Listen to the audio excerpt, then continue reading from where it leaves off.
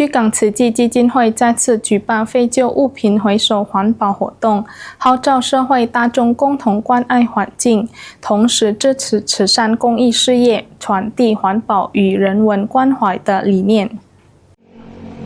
据港市同步开展环保资源回收行动，其中伊列巴拉区福隆堂是6个回收点之一。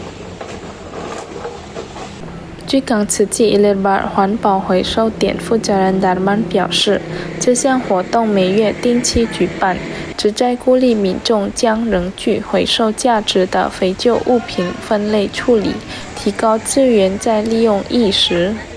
居民和志工纷纷带来塑料瓶、纸箱、可再适用衣物以及废旧电子产品等物品进行分类回收。所有回收物质经整理后统一出售，所得款项将用于慈善公益及人道援助项目。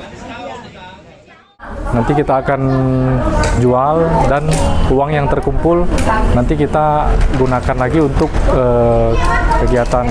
sosial kemanusiaan seperti bantuan kemanusiaan, baksos gratis, bantuan pendidikan, bantuan hidup bagi yang membutuhkan。主办方希望未来有更多民众参与环保回收行动，让资源循环使用，不仅改善环境，也能持续为社会公益和有需要的人贡献力量。